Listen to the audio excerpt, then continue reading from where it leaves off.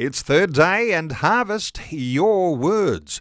You're on Vision Christian Radio. Neil with you, the Monday edition of 2020, and a conversation that I know you will be interested in hearing over this next hour. It is one that you might like to join into. Not everyone feels comfortable joining into a conversation about what's going on internationally and around issues of Christian persecution, and sometimes we just feel like just so insignificant when it comes to what we do in our nation when there's huge international disasters that are happening. And the biggest international disaster this year has been the unfolding earthquakes in Turkey and Syria in the Middle East. Those two strong earthquakes now a week ago, devastating cities, killing tens of thousands. The death toll up over 30,000, and it's expected to rise significantly. Some focus today on the extent of the devastation in the earthquake zone and more on the response of Christian organisations. What's perhaps neglected in media reporting is that the region hosts millions of people who have fled the very, very brutal civil war in Syria and other conflicts too. A weekend, and there are still freezing conditions. At this point, only miracles may save those still trapped under rubble. Some insights today with Barnabas Aid, who were quick to mobilise disaster relief and aid into the earthquake zone. Ashley Saunders is Head of Partnerships for Barnabas Aid in Australia. Ashley's joining us. He's in the studio. Ashley, a special welcome back to 2020. Thank you, Neil. It really is good to be with you, although we, of course, lament in significant ways the need to talk about these matters. Wouldn't it be great if we didn't have to, but it's a reality and we need to face those consequences. Well, as we'll get into in this conversation, it's one thing to talk about a disaster. It's another dimension altogether to discuss the fact that there are Christians who may be treated differently to other ordinary citizens in nations like Turkey and Syria. And we'll get into this some more as we go, but there is a difference. And when we talk about Christian brothers and sisters being in solidarity with them, it's interesting to know that not all Christians are treated equally like we treat each other in Australia. Yes, that's right. And being able to assist Christians in different countries in times of need is, in my view, putting into practice what Jesus said when he said, love one another. By this will all people know that you're my disciples if you have love one for the other. And so what we do with Barnabas Aid and is really an extension of that to say, yes, we are to do good to all people. We're especially called to love our brothers and sisters. You know, I was talking to another Christian outfit just last week. That's the organisation Samaritan's Purse, and, mobilising really specialised teams, setting up relief hospitals and things like that. Barnabas Aid, you were able to get aid in very quickly after the earthquake happened. Give us an insight into just what's happened with some relief supplies that your organisation was able to deliver, Ashley. One of the things that we're involved with, not only in this part of the world but in others, is a feeding program called food.gives, because there's millions of hungry people. And let me just take a minute to say they're hungry because they're poor because they're marginalised, and they're marginalised simply because they're Christians. And so we have this feeding program called food.gives. And one of the things about Syria that many people might have forgotten is that it's a country where there are international sanctions. And so you're not able to get money into Syria without being in breach of those sanctions. And of course, if you breach those sanctions, you're regarded as funding terrorism. So one of the things we were able to do, though, is to get aid there. And so from Germany, we had a container of food boxes, and it was in the port in Syria waiting to be dispatched when the earthquake happened just a week ago. And suddenly, praise God, all the obstacles to that container being released disappeared, and therefore within 2 days that food was up in the Aleppo area of north-east Syria being distributed amongst needy Christians. And so we have partners on the ground that we've been able to establish over the years and to actually see God's hand at work, that there was food in the port that was able just to be taken straight away to those who needed it. We'll take that as a divine timing for that food to be available, to be released at that time. Getting it then through an earthquake-devastated region can't always be easy. No doubt there's all sorts of logistics issues too, just getting the food to the right places. Yes, there are a whole range of logistics issues. If I can change the direction just a little bit, those who are listening to this in the Newcastle and Hunter Valley area will remember the 1989 earthquake there, and I was an alderman of Newcastle Council at that time, and to live through the earth shaking. You know, Psalm 46 talks about even if the earth shakes, if it all falls into the sea, there's something solid about earth. And for those of us who lived through the 1989 earthquake in Newcastle, we remember the sense in which it rocks your foundations literally when there's an earthquake. And yet that's got nothing in comparison to what we've been hearing about over the last week in Syria and Turkey. And in terms of context, the Christian communities in those places, in northern Syria, they've been through terrible times in the last decade. And in Turkey, they've been through terrible times for the last 100 years. And so there's a greater context and a greater need. And the question is, how much more can these vulnerable Christians put up with? How much more can they sustain? And we want to demonstrate our love to them as an extension of the hand of Jesus Christ. And that's going to be an important thing for everyone listening today. Get ready, because shortly we'll give some way that you can really be in solidarity and support those Christians in Syria and in Turkey, and we'll give the details of how you can do that with Barnabas Aid very shortly. But while we're into this, and interesting that you would raise being in the Newcastle earthquake, and perhaps lots of people might remember that, and listeners today might like to give your own impression about what it's like to be in an earthquake. My best connection is being in an earthquake simulator, where you go into a room and somebody's set it up so that it vibrates a little bit, and it's almost a nice novelty to actually be in it. But when you're actually there and the ground is shaking, that has a different effect on you too. And there's all sorts of psychological issues around too with people who go through to earthquakes. So you were in that one in Newcastle, Ashley. Yes, I was. And to walk through the cities, because I was an alderman of the council, one of this isn't really what the focus of today is, but it's interesting that one of the things that the council had to consider was what powers the council was operating under. And so because I was practising as a solicitor as well as being an alderman, the council solicitor and I had to go in to my office in the middle of the city to look at some law books and do some research. And I've got to tell you, it was scary. It was strange to see soldiers setting up roadblocks and to have to get through that, and then just to walk through rubble. And even when we went into our office, which was an old Georgian terrace, to see so much of the walls that had fallen, it was pretty scary. And I couldn't wait to get out of there, I've got to tell you. But again, that explains something of what it's like when the earth shakes. But again, nothing compared to what is happening in other parts of the world right now. And it was a whole lot less in Newcastle than what the strength of a strong earthquake has been that we're talking about, that happened in Turkey and Syria just a week ago. But while we're into this, let me just take you another little step deeper here for your impressions, because when you say, Ashley, you were an alderman and you were on the council, there would have been certainly, even at that time, strict building codes, and the way we have disasters like that happen in Australia, and those listeners who are in cyclone-affected regions, you'll know that your building codes are pretty good, and you can't build a building that's going to be blown over in a breeze.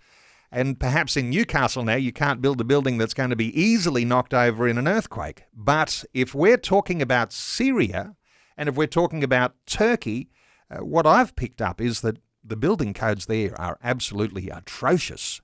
And we've seen the images of buildings just pancaking, collapsing because of the earthquakes. Any thoughts here around, what happens in some nations around corruption and the challenge of just getting a building code that can actually protect people? I know there's a lot in that. And it's also a challenge of wealth. We need to acknowledge that in countries like Australia, we're able to financially afford building codes. Whereas when you're dealing with a population that is poorer, and in the case of Christian communities marginalised, then they really can't afford a building code. And some of the stories that are coming out of Turkey in particular include some property developers having been stopped from fleeing the country out of concern that they're going to be strung up metaphorically, if not physically, as a result of their buildings that have collapsed. So, we can afford building codes. And after every natural disaster in Australia, there is a review. There's been reviews after every cyclone. There's been reviews after that earthquake in Newcastle.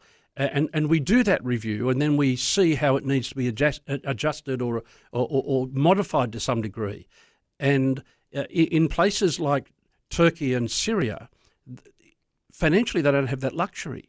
And it's much more of a subsistence living. I'm not trying to paint a picture of abject poverty. What I am trying to paint a picture of is values as well as finances, because in the West, in countries like Australia, not only about finances, but we value safety. And so there's this value, and maybe today or some other time we could talk about the way in which those values are informed by the very Christian principles that have undergirded our society, that somehow or other our society is now saying shouldn't apply. But they're the values, because we see all of that as an exercise of care for one another, and that's a real value in countries like Australia. And isn't it an amazing thought that you might have? Because I know people might debate the idea that corruption causes poverty, or does poverty cause corruption? And when you think through the issues there, from what I understand, it's the corruption that causes poverty. So somehow or other, if you've got values in place, and this really testimony to values that have been in place in Australia now, perhaps going right back to colonisation, where those British Christian values began to shape us as a society. We've got the capacity then to have values applied to people's safety. Whereas if you haven't had those Christian foundations, or they've been eroded in such an extent as we might see in some of those Middle Eastern nations, corruption leads to poverty. That is a big discussion, isn't it? It is a big discussion, and underpinning a Christian worldview is that God is knowable, that God is a God of love, that God loves us, that God made us in his image, and that we are to reflect something of the nature of God. That is, the way we live ought to be a bit of a signpost to God, and therefore we want to live in a way that demonstrates love for others, in the way that God loved us. And so the fact that God is knowable, that he's revealed himself, that he's made us in his image, and we are to reflect that's mighty powerful in terms of the values that underpin a society. When we've got nations like Turkey and Syria, and these are the ones who are in a dreadful disaster earthquake zone, it becomes really important, doesn't it, when you're a Christian and you're thinking, how do I get some help, some support, some relief, some aid into those zones? You've really got to turn your thoughts to those ministries that deal with issues around the persecuted church, and Barnabas Aid right there in the middle of that, as well as others that we talk to frequently on this program. But you've got some wonderful contacts on the ground, partners that you're working with, a way that you can get aid into the places that really matter, Ashley. Yes, that's right. And in terms of the context, one of the things that's not really well understood is that before the decade-long civil war in Syria, both Christians and Muslims got on really well in Syria, and Christians were regarded as no lesser citizens. But that all changed with the civil war and the rise of Islamic State and those other jihadi groups. And so there were 10% of the population were Christians a decade ago. In Turkey, what's not generally known is that before the genocide, which was directed to Armenian, Assyrian, Greek and Syriac Christians. Before that genocide that started 100 years ago, 20% of the Turkish population were Christians. And so there's a remnant that remains, a faithful remnant, and it is a privilege as a representative of Barnabas Aid to know that we've had partners for years in those places that demonstrate their care and their love and their trustworthiness. Ashley Saunders is our guest. He's Head of Partnerships for Barnabas Aid in Australia. Let me give the website, barnabasaid.org.au. We've got a... No .au, just barnabasaid.org. Okay, barnabasaid.org, and you'll find a link there to be able to support the appeal that no doubt is going to see funds from Australian supporters that are funnelled into the needed areas in the earthquake zone. And Ashley Saunders, our guest. We're back with more in just a few moments. Let's open talkback lines too. You might like to join in our conversation around earthquakes or things that you're thinking about. We'll be able to hear your thoughts. 1-800-316-316 to join in our conversation. Back with more in a moment. Well, Ashley Saunders, Head of Partnerships at Barnabas Aid in Australia, is our guest. Our talkback line is open on 1-800-316-316 if you'd like to join in our conversation. Ashley, let me ask you about the extent of the disaster, the things that you're hearing from your team on the ground there in Turkey and in Syria, and some of the difficulties you're facing. Give us some insights here into what your intelligence is telling you. Well, the Christian community is really suffering. And we received, for example, a text message from a pastor in a city called Antakya. Most of your listeners would recognise that as the biblical Antioch. And he sent a text message that just said, our homes are destroyed, our church is destroyed, we've got nothing. And that's I guess, illustrative of the sort of damage and the sort of heartache that people are suffering. In terms of raw numbers, you've mentioned that the death estimate at the moment is 30,000 people and is no doubt going to rise. One of the things, again, that hasn't received much media coverage is that it's estimated that some 26 plus million people have been affected. I mean, that's more than the population of Australia. This is an incredible destruction. And so there's this horrible destruction of widespread church buildings destroyed, homes destroyed, and it's -7. Many of us here, especially here in southeast Queensland, we've been sweltering over the last week. Here are people who are in desperate need of food and shelter and blankets and warm clothes because it's -7 degrees. In terms of some of the difficulties that we have, again, probably not widely known, is that in the area of northern Syria that's been affected, some of that area is under Kurdish-led forces, some is under Syrian government-controlled areas, some is controlled by Syrian rebels, some still controlled by jihadist forces, and others yet by Turkish-backed Syrian rebels and Turkish military. And so you've got this terrible situation of a war still going on, and there's been reports of fighting even after the earthquake. Just think about that. That's incredible. So you're suffering under the earthquake circumstances, and the war is continuing because the people that you were shooting at, or however you're fighting a war that happens there in Syria, dreadful things that I've heard over the years. But in the middle of that, it's no ceasefire. It's just we're continuing to fight. And if I see you on the street, I'm going to shoot you. However that war is being fought, to think that it's being continued after such a disaster is, in my world, unthinkable. And yet that's part of the circumstances. Now, one of the things that Barnabas Aid did over the last few years was be involved in bringing Christian refugees to Australia, and not only from, in particular from Syria. And some of the stories has just been incredible because since the Civil War and since the rise of the jihadi movement, and even with some of the Turkish-led forces going into that part of Syria, there are leaders who are saying there is no room for Christians here. Just think about that. Can you imagine a place that says no room for Christians? No room for Christians, and we're not used to that. They are in some sense used to it in some of those zones because civil war and such things have been going on for a long time. And no doubt it's different in different areas, different cities, different towns, different people in different levels of control, and that complicates things all the more, doesn't it? Yes, it does. And there was a very lovely man, Dr. Jenny Haddad, who was based in Aleppo and was a pastor as well as being a surgeon, well regarded by the community generally in that area. I never had the privilege of meeting him, but I saw a video where he was saying one of the patients came in, a lady patient came in and said, Dr. Jenny, you're not going to leave this area, are you? Because you're the salt of this land. And he was saying to her, where did you hear this? That's biblical language.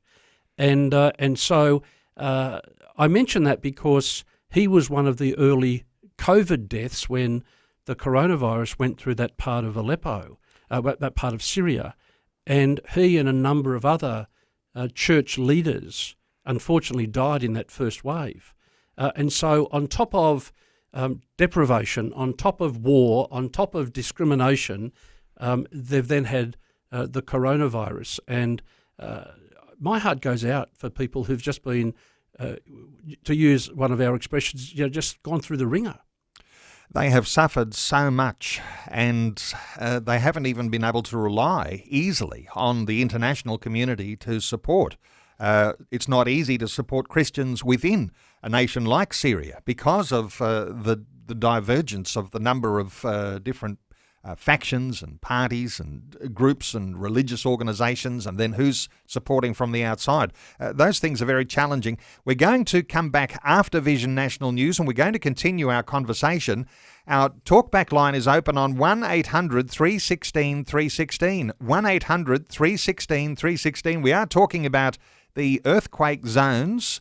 We're talking Syria, we're talking Turkey, and the challenges that there are, especially for Christian people who are in those zones, oftentimes treated like second-class citizens and not receiving the same welfare, aid and relief that we might anticipate. So 1800 316 316, Ashley Saunders is our guest. He's Head of Partnerships at Barnabas Aid in Australia, barnabasaid.org, to support their appeal. We're back with more after news. Wonderful to have you with us on this Monday edition of 2020. And if you're just joining us, you're joining into a conversation getting a focus on the specific things that Christians suffer under the earthquake crisis that we've all been hearing so much about in Syria and in Turkey, the biggest international disaster this year. Those two strong earthquakes just a week ago, devastating cities and killing tens of thousands. The death toll up over 30,000, a million displaced, 26 million, as Ashley Saunders says, are affected by these earthquake disasters. So whatever effort is being made, it probably won't be enough. Giving an opportunity to be a part of a way that you can support Christian believers who are in Syria and in Turkey. Some focus today on the extent of that devastation of the earthquake zone and more on the response of Christian organisations. What's perhaps neglected in the media reporting is that the region hosts millions of people who have fled the civil war in Syria and other conflicts. A week in, the conditions are still absolutely freezing cold. At this point, only miracles might save those still trapped in the rubble. Some insight today with Barnabas Aid, who are quick to mobilise disaster relief and aid into the earthquake zone. Ashley Saunders is our guest. He's Head of Partnerships for Barnabas Aid in Australia. Our talkback line is open on 1800 316 316. Ashley, before we go any further, let's take a call. Sue is in Kingston in Tasmania. Sue, a special welcome along to 2020. Thank you, Neil, and hello, Ashley. It's a terrible, terrible time people are experiencing in Syria and Turkey. But I've been really pondering whether or not this is actually of God. I'm not saying it is, but in the Old Testament it says time and time again that God is tolerant and then his wrath comes upon the people. And whether or not, because Syria and Turkey were very relevant to Paul of Tarsus, the capital of Turkey, and Paul is one of the most prolific writers, as you know, in the New Testament, proclaiming Jesus Christ. So whether or not this is going to be something that God will use to draw the people to Christianity, but more particularly to Jesus, and I'd just like to know your thoughts on that, because the suffering is hideous for all people involved. Ashley, this is one of those issues that comes up, doesn't it? Whenever there is a national disaster, lives are lost, people are displaced, people wonder about God in the circumstance. What's your thought and feeling for Sue here? Thank you, Sue, for calling in and for your reflections. Of course, Turkey, or the modern-day Turkey, is a significant place in Scripture. The city of Antioch, now called Antakya, which is very badly affected, was the place where Christians were first called Christians. We read about that in the book of Acts. And, of course, all of the 7 churches of Asia that we read about in Revelation are all in modern-day Turkey. And so the whole of that area is very significant.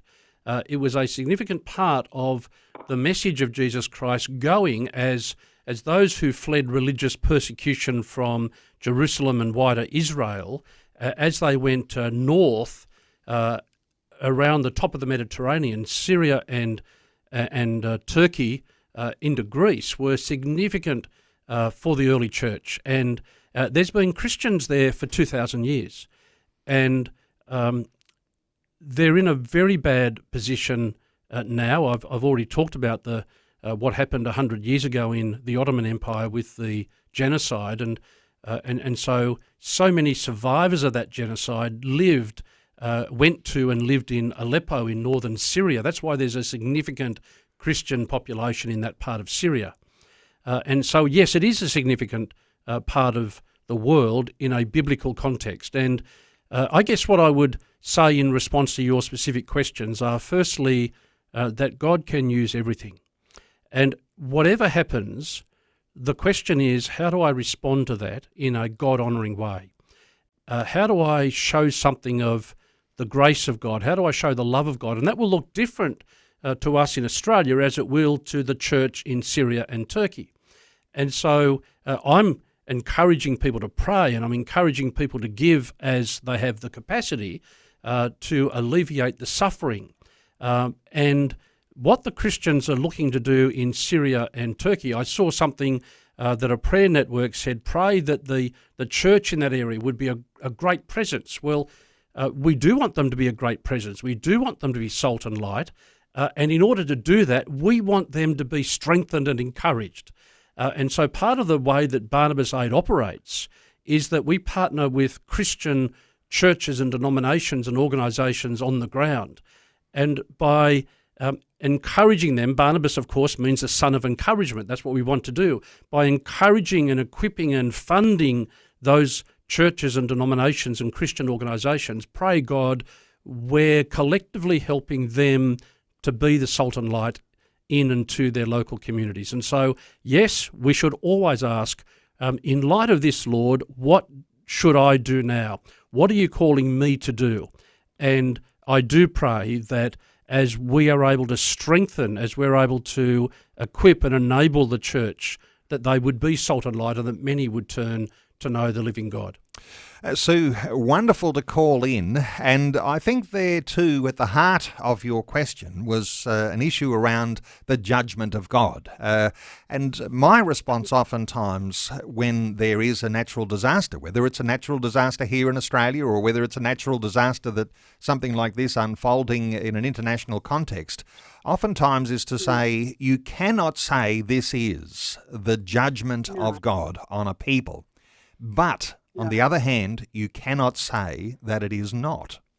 So it's one of those things we will not know, but I think there, as Ashley's just indicated so eloquently and so beautifully, when we hear of these disasters that unfold, we instantly say, not whose fault is that, but what is now my responsibility, because now opportunity has been made for me to respond in a compassionate and sympathetic way. But Sue, thank you so much for your call. Our talkback line is open, 1800 316 316. 1800 316 316 if you'd like to join into our conversation. I just want to give that website one more time too, because there is an appeal that's going on. And Ashley, people, when they do make a donation today, barnabasaid.org, and you'll be able to navigate to the Australian site or to give to the international appeal. When people give to that, money is going into those circumstances where Christians especially are affected. Is that a way to if you're talking about how do you sort of say mostly where are those funds going? Yes. So Barnabas Aid is a ministry providing hope to suffering Christians. So that's our focus. Unapologetically our focus. When Paul was writing to the church in Galatia, we know it as Galatians 6 and verse 10, he writes, as we have opportunity, let us do good to all people. Let me just pause there. There are many organisations that do that, and Jesus calls us to love all people. Paul goes on to say, though, and we have a special calling on our ministry to the second part of that verse, where Paul says, especially to those who belong to the family of believers. And so that's the focus of our ministry, to bring hope to suffering Christians. And you do that through partners on the ground, where there have been local churches that are established, whether they are very publicly visible churches or whether they be some underground church groups. You're using the on-the-ground church community to be able to support those believers. Yes, we have a model of ministry that goes from Christians, through Christians, to Christians. And what you're highlighting there is that middle part of our model, that we don't go with Western boots on the ground. We partner with local Christian churches, denominations and organisations. And that does a few things. First of all, it keeps our overheads very low. And so that's a very important thing. Overheads are important because accountability and financing and receipting and good governance, they're important, but it's also important to keep that as low as possible. And so it does keep overheads low. Secondly, what it means is that by funding in that way, then the ministry that we fund can be done below the gaze of those who would persecute. But the third thing that model does is what I was highlighting before, and that is that it equips and enables and strengthens the church in that area to be the Church of Jesus Christ, to be the salt and light in and to their local communities. It deepens the challenge, doesn't it? As you shared in the first part of our conversation, Ashley, that when you've got word that there are churches also that have been flattened, because so many of us might appreciate that if your house has been knocked over in an earthquake, you might find some sanctuary in the church. And if the church also has been flattened, that actually creates extra issues around how you get some help and how that help gets to be distributed. So there are challenges, aren't there? Because when you've lost the church building, you've lost a particular depot where you might be able to distribute that sort of help. Yes, there's a couple of aspects there. The first is the network that's centred on the church as a building.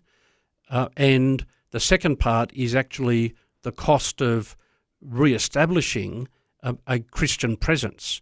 And in that first sense, yes, the building is important, but it's also important to recognise that the church spread around the Mediterranean in the first 300 years after Christ without a single church building, because there was a network of people. And so, yes, the building is important as a focus, as a centre, but at the same time, what's even more important is the network of believers that's established. And so even if the building is not there, the community of Christians, that's the church. And the second part, though, is about re-establishing that presence. And, in Australia, when there's some kind of disaster that strikes church buildings, as it does from time to time, only, I think, 2 or 3 weeks ago, a church building in Queensland was destroyed by fire. I don't think it was deliberate, but I'm just highlighting that those things happen. And we have insurance. And, sure, the community, the congregation is displaced for a short time, but That's not known in this area. And so without the assistance of generous people in Australia and other places, that community centre, known as a church building, won't be rebuilt. And one of the special nuances in the way that you will have a conversation like this today with me is the thought that there'll be general aid that will come from nations all over the world. And there may be some blockages to that aid getting through to the Christian community. If the Christians are concerned about those Christian communities because you want to sustain the presence and the life of the church in a nation where it's not easy to be a Christian, where it's not easy to have a church, then you can actually be a little more pointed with the way that you might make a donation, knowing that it's going to get through to a place where you can sustain the Christian believers even in the tough context they're in.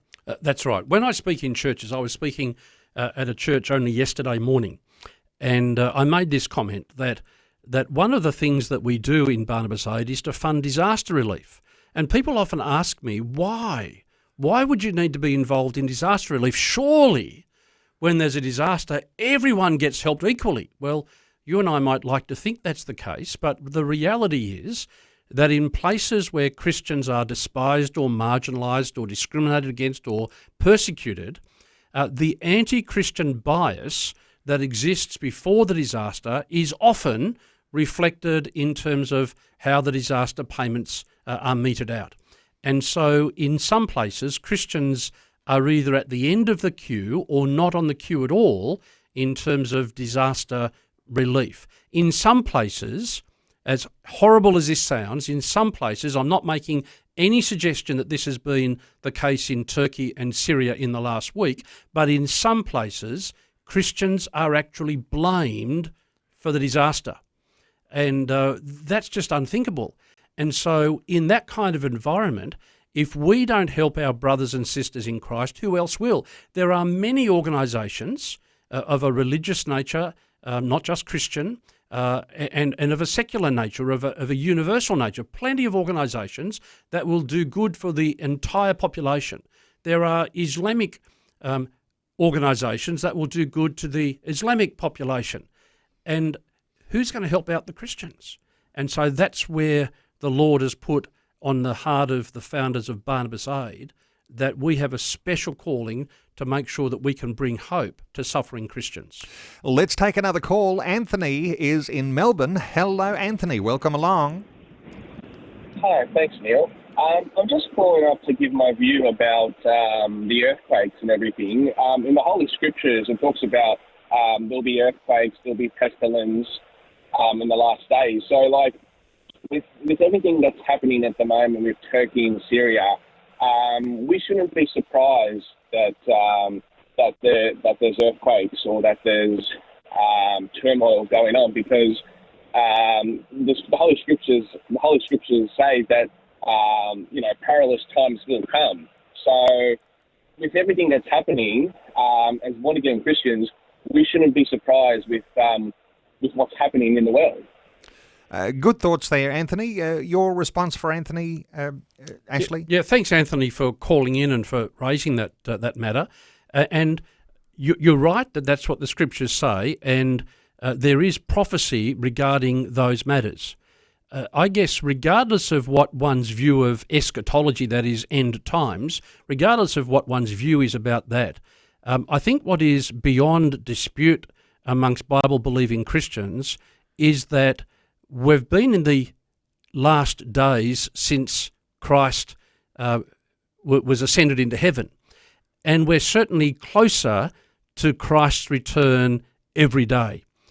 And my view about biblical prophecy is this, that when you look at prophecy, whether it was Old Testament prophecy or New Testament prophecy, the purpose of the prophecy was to ask of ourselves, how then should I live now? And so recognising that the Scriptures talk about end times, recognising that the Scriptures talk about earthquakes and famine and pestilence and those kinds of matters before the Lord returns, the question is, what does that mean for me?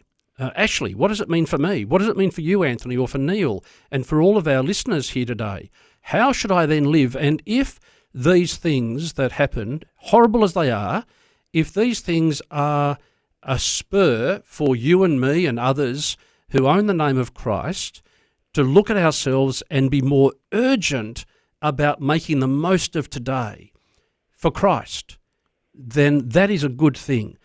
Please don't hear what I'm not saying. I'm not saying the earthquake is a good thing. I'm not saying the suffering is a good thing. Please do not hear that I'm saying that, because I'm not.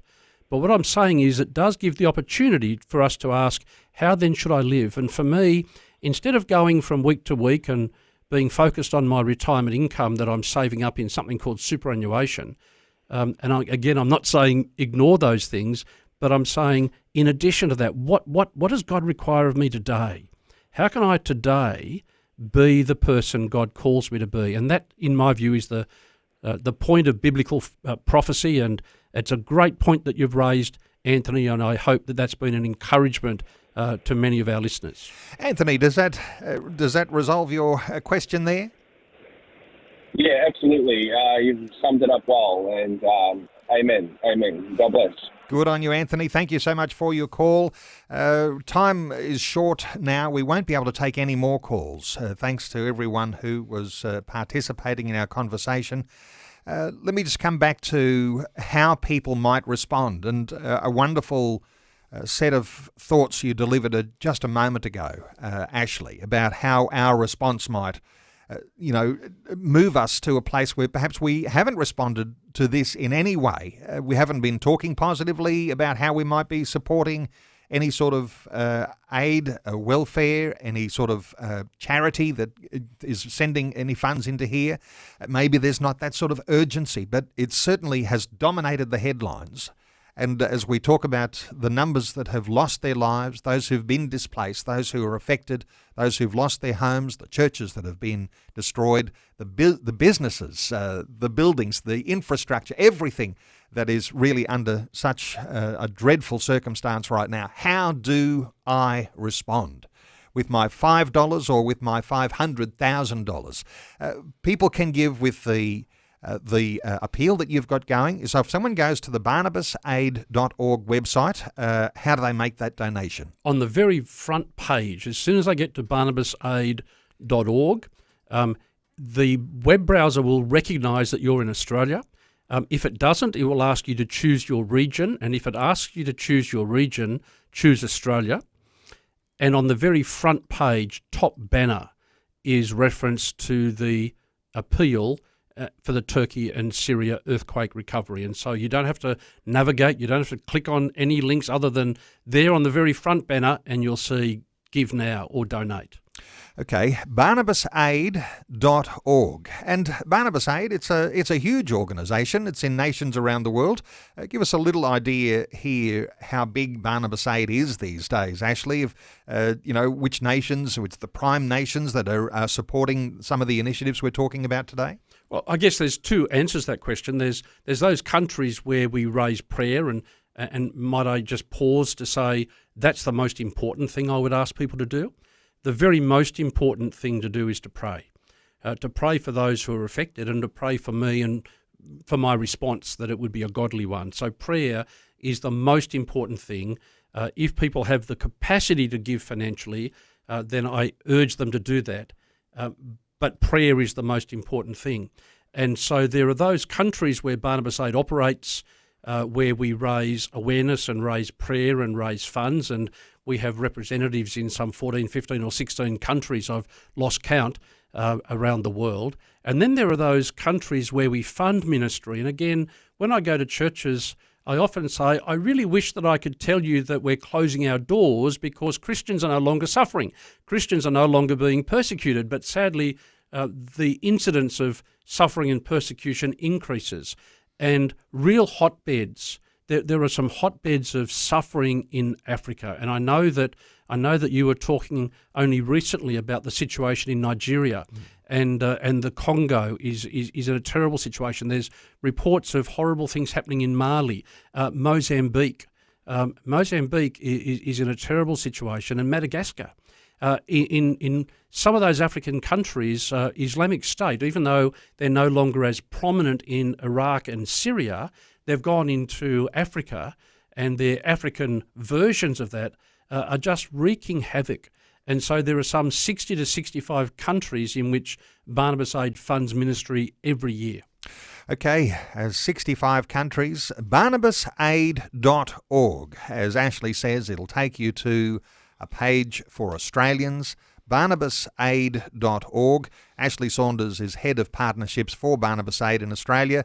The earthquake, there'll be more bad news to come, an opportunity to give, and in a pointed way that will support Christian believers on the ground, churches that have been destroyed in the earthquakes.